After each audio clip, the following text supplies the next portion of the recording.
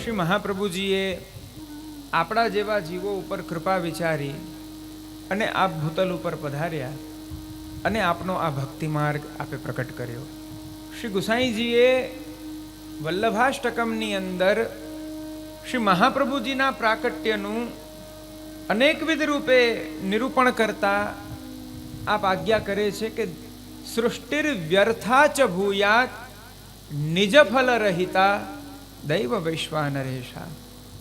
જો શ્રી મહાપ્રભુજી આ ભૂતલ ઉપર પ્રકટ ન થયા હોત તો જે આ દૈવી સૃષ્ટિ છે, જે દેવ સર્ગ છે, એ વ્યર્થ જાત, એ નષ્ટ થઈ જાત. નિજ ફલ રહિતા, જે એમનું નિજ ફલ છે એ નિજ ફલ કોઈ પ્રકારના મોક્ષ વગેરે એ ફલ નથી, પણ સાક્ષાત ભગવાનનો ભજનાનંદ એ કોઈ જ સાધનથી આ જીવો પ્રાપ્ત ન કરી શકે. પણ શ્રીમદ આચાર્ય ચરણ આપ ભૂતલ ઉપર પ્રકટ થઈ એ સમગ્ર દૈવી જીવોનો ઉદ્ધાર કરી અને એ દૈવી જીવોને સાક્ષાત ભગવાનનો સંબંધ કરાવી, ભગવત પ્રાપ્તિ કરાવી આપે એ જીવોને નિજ ફલનું દાન કર્યું છે. એ નિજ ફલ છે ભગવાનનો ભજનાનંદ. શ્રી મહાપ્રભુજી આપ સ્વયં જે માર્ગનું પ્રવર્તન કરી રહ્યા છે, આ માર્ગ પુષ્ટિ ભક્તિ માર્ગ છે, જ્યાં ભક્તિની પ્રધાનતા છે. પણ એ ભક્તિ કેવી છે? પોષણાત્મિકા. સાધનાત્મિકા ભક્તિ પણ હોય છે, પણ એ સાધનાત્મિકા ભક્તિ અહીંયા નથી કરી. તમે કોઈ એવા અનુષ્ઠાન કરો કે કોઈ એવું કર્મ કરો, એમાં તમારા દેહને કષ્ટ આપો અને એ કષ્ટ આપ્યા પછી બહુ લાંબો સમય વીત્યા પછી તમને ફલ પ્રાપ્ત થાય, તો એ સાધનાત્મિકા ભક્તિ છે. અહીંયા આપણને ખબર પણ નથી કે બ્રહ્મ સંબંધ થઈ રહ્યું છે એ શું છે. સાક્ષાત ભગવાન આપણું વર્ણ કરી રહ્યા છે એ પણ આપણે જાણતા નથી. અને એ અવસ્થામાં પણ, અજ્ઞાનાવસ્થામાં પણ ભગવાન આપણું વર્ણ કરી રહ્યા છે. શ્રી ગોવર્ધનધર આપણું કરાવલંબન, આપણો હાથ પકડી રહ્યા છે.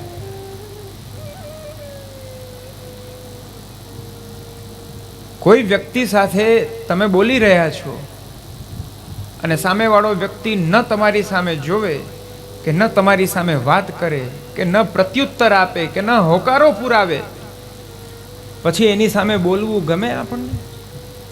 ના ગમે. વ્યક્તિ મૌન થઈ જાય. પછી કોઈ પૂછે કે આ કેમ નથી બોલી રહ્યો ભાઈ તું? એને કંઈ પડી નથી તો મારે બોલવાની શું જરૂર છે? આવું આપણે લૌકિકમાં કરીએ છીએ. જ્યારે આપણે જાણતા નથી કે આપણે દૈવી જીવ છીએ, આપણે જાણી નથી રહ્યા કે આપણા માટે સ્વયં શ્રી વલ્લભ અને એ સારસ્વત કલ્પની એ સમગ્ર ભગવત લીલા, ભગવત સ્વરૂપ સહિત આપણા માટે પ્રકટ થઈ છે. આપણે એ પણ નથી જાણી રહ્યા કે આત્મનિવેદન શું છે, છતાં આપણે અજ્ઞાનાવસ્થામાં કરી રહ્યા છીએ. આત્મનિવેદન થયા પછી પણ જે એક વૈષ્ણવનું કર્તવ્ય છે એ પણ આપણે આપણા જીવનમાં કદાચિત આત્મસાત નથી કરી શકતા, તો પણ શ્રી ગોવર્ધનધર આપણા જેવા જીવો માટે આપ એવું માની રહ્યા છે કે આ બધા મારા છે, આ બધા મારા જીવો છે. આ છે પોષણ. પ્રભુ પોતાના નિજજનોની ઉપર કૃપા કરવાને માટે કોઈ કારણની અપેક્ષા નથી રાખતા.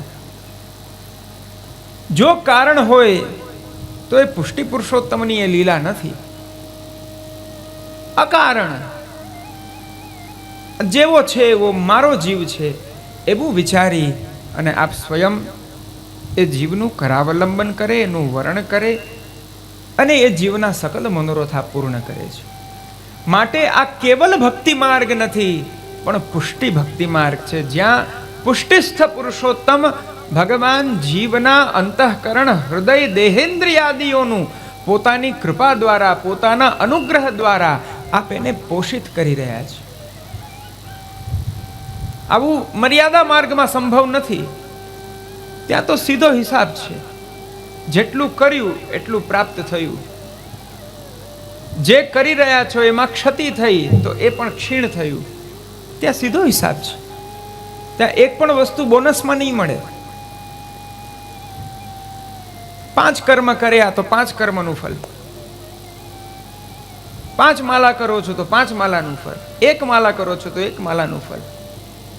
અને અહીંયા શ્રી મહાપ્રભુજી આજ્ઞા કરી રહ્યા છે, અજામિલાદિ દોષાણામ નાશકોનું ભવે સ્થિત જ્ઞાપિતા અખિલ માહાત્મ્ય કૃષ્ણ એવ ગતિર્મમ. અજામિલ જેવો મહાપાતકી પણ જો અંત સમયે ભગવાન નામ લે છે, અને એ ભગવાન નામ પણ ભગવાનને ઉદ્દેશીને નહીં, માત્ર પોતાના સૌથી નાના પુત્રને ઉદ્દેશીને લઈ રહ્યો છે, છતાં પણ ભગવાન એને સ્વનામોચ્ચારણનું ફલ પ્રદાન કરવાને માટે યમલોક ન મોકલી અને ભગવત ધામની પ્રાપ્તિ કરાવે છે. આ છે પોષણ, આ છે પુષ્ટિ. અને આવો જે આ પુષ્ટિનો માર્ગ છે, જે આ ભક્તિનો માર્ગ છે, એના માટે કહેવાય છે, યાન આસ્થાય નરો રાજન ન પ્રમાદ્યેત કરહિચિત ધાવન નિમિલ્યવા નેત્રે ન સ્ખલેન ન પતેદિહ. બહુ અદ્ભુત વાત સ્વયં પ્રભુ કરી રહ્યા છે. આવા ભક્તિ માર્ગને પ્રાપ્ત કરીને એ ભક્તિ માર્ગના મૂળતમ આચાર્ય ચરણો એટલે શ્રી મહાપ્રભુજી અને શ્રી ગુસાઈજી આપણા મૂળ આચાર્ય ચરણોના વચનોને, સિદ્ધાંતોને જીવનમાં આત્મસાત કરીને ભક્તિ માર્ગના સિદ્ધાંતોને જીવનમાં આત્મસાત કરીને જે વ્યક્તિ ભક્તિ માર્ગમાં આગળ વધી રહ્યો છે, કેવી રીતના તો કહ્યું, ન પ્રમાદ્યેત કરહિચિત, પ્રમાદ રહિત. પ્રમાદ એટલે આળસ.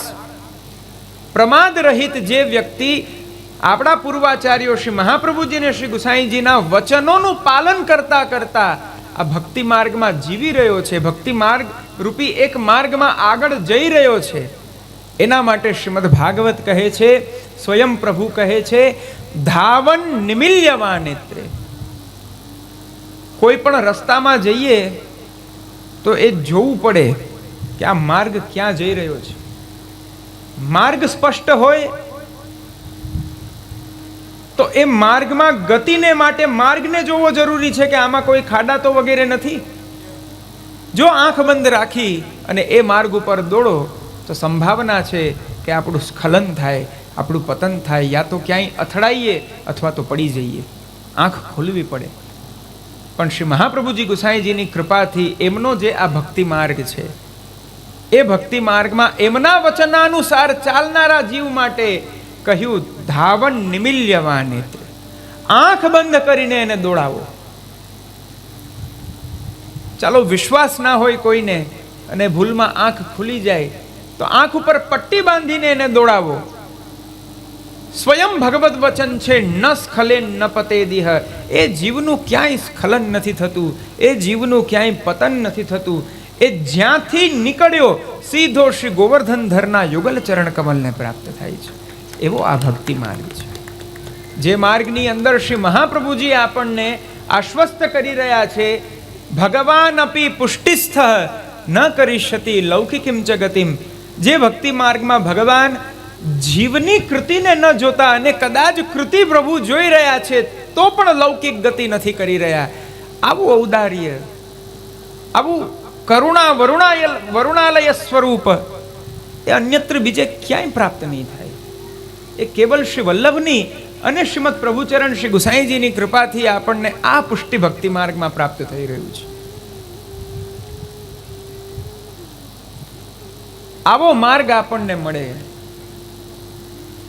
આવા શ્રી મહાપ્રભુજી અને શ્રી ગુસાઈજીનું શરણ આપણને પ્રાપ્ત થાય, પછી એવું કહી શકાય કે આપણાથી વિશેષ કોઈનું ભાગ્ય ના હોઈ શકે, કોઈનું ભાગ્ય ના હોઈ શકે. બધા ધોળમાં ગાવ છો, શ્રીમદ વલ્લભાધીશ મારા શિર પર રાજે છે. આનાથી વિશેષ બીજું કોઈ ભાગ્ય ન હોઈ શકે. શ્રી હરિરાયજીએ બહુ સુંદર શ્રી મહાપ્રભુજી માટે કહ્યું, કદા શ્રીમદ આચાર્ય હે શ્રી મહાપ્રભુજી, શ્રીમદ વલ્લભ મૂર્ધની પાદતલમ ધાસ્યતી, આપ આપના આ ચરણ કમલ મારા મસ્તક પર ક્યારે પધરાવીને મને કૃતાર્થ કરશો? આવા શ્રી મહાપ્રભુજીના માર્ગનું અને શ્રી વલ્લભનું સ્વરૂપ છે. આનાથી વિશેષ જીવના ભાગ્યનો ઉત્કર્ષ બીજો હોય જ ન શકે. જે કલીની અંદર સ્પષ્ટતા કરી દીધી, કલૌ કેશવ કીર્તનાથ, કલૌ તદ્ધરી કીર્તનાથ, આવું અનેક વખત કહીને એ સ્પષ્ટ કર્યું છે કે કલીની અંદર માત્ર ને માત્ર જીવનું નામ સંકીર્તનનો અધિકાર છે. એવા કરાલ કાલમાં શ્રી મહાપ્રભુજી ગુસાઈજીની કૃપાથી એક વૈષ્ણવ એ સાક્ષાત શ્રી કૃષ્ણને, એ સારસ્વત કલ્પની, એ ભગવાનની નિજ લીલાને પોતાના ઘરમાં એને પ્રસ્થાપિત કરી, એને પ્રકટ કરી અને સાક્ષાત એવા શ્રી કૃષ્ણને સેવી રહ્યો છે. આનાથી વિશેષ આપણા ભાગ્યનું બીજું શું ઉત્કર્ષ માનવું? કોઈ અંશ કલાને આપણે નથી ભજતા. શ્રી મહાપ્રભુજી જ્યારે આપણા ઉપર ભગવત સેવા પધરાવે છે ત્યારે જે શ્રી વલ્લભનું હૃદય સર્વસ્વ છે એ જ સાક્ષાત શ્રી કૃષ્ણને આપ પધરાવી રહ્યા છે. આ કોઈ અવતાર નથી, આ કોઈ કલા નથી, આ કોઈ વિભૂતિ, કોઈના અંશ નથી. એ સાક્ષાત સકલ અવતારોના અવતારી, એ સાક્ષાત પૂર્ણ પુરુષોત્તમ રસો વૈસહ કર્તુમ અકર્તુમ અન્યથા કર્તુમ સર્વ સામર્થ્યવાન એવા ભગવાન શ્રી કૃષ્ણને આપ સ્વયં પધરાવે છે. ને એવા પ્રભુ સાક્ષાત તમારા ઘરે પોતાના નિજ ભક્તનો તમારો ઉદ્ધાર કરવાને માટે તમારા ઘરે જ્યાં પધારી રહ્યા હોય, એવો જે આ માર્ગ આપણને પ્રાપ્ત થયો છે, ખરેખર આપણે બધા મહાન ભાગ્યશાળી છીએ. પણ આપણે એનું સ્વરૂપ જાણતા નથી. આપણને કહી શકાય કે એની વેલ્યુ નથી, એની કિંમત નથી. જે વૈષ્ણવોને માટે શ્રીમદ ભાગવત વગેરેમાં એવું લખ્યું છે કે ઉપર સ્વર્ગમાં રહેલા દેવતાઓ ઈર્ષા કરે છે. એ દેવગણો જ્યારે ભગવાનની સન્મુખ જાય છે તો એને ભગવાનના દર્શન પણ નથી થતા. એવું ભગવત તેજ ત્યાં પ્રકટ થયું હોય કે પ્રભુના દર્શન જ નથી કરી શકતા. ઇન્દ્રાદિ બ્રહ્માદિ દેવોની આંખો અંજાય છે. એવા પ્રભુને પોતાનો નિજ ભક્ત શ્રી મહાપ્રભુજીનો સેવક એ નેત્ર ભરી ભરીને એમના દર્શન કરે છે.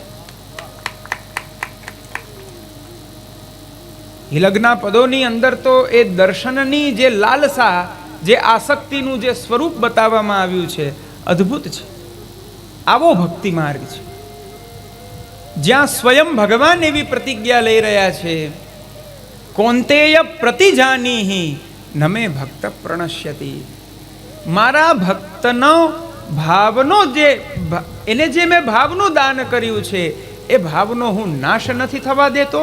અને એવો જે ભક્ત છે જેનો મેં કરાવલંબન કર્યું, જેનો મેં હાથ પકડ્યો છે, એનો હું હાથ ક્યારેય છોડતો નથી.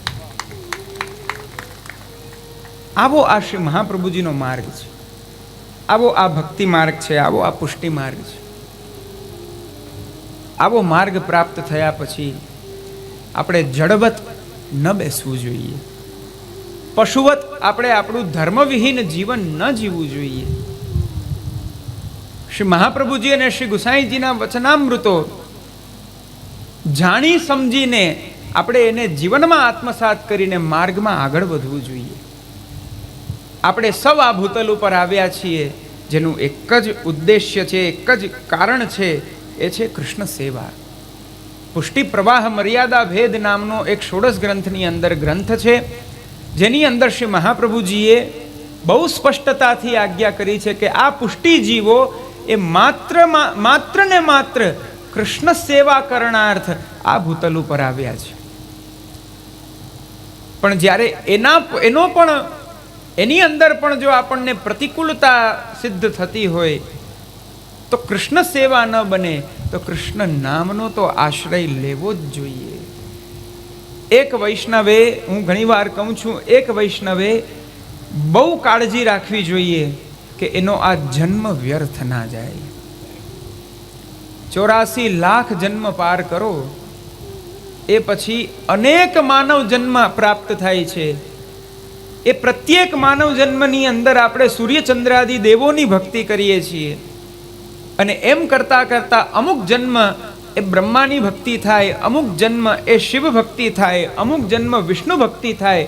એ કર્યા પછી સાક્ષાત વ્રજાધિપતિ શ્રી કૃષ્ણને ભજવાનો અધિકાર એ ત્યાર પછીના જન્મમાં મળે છે.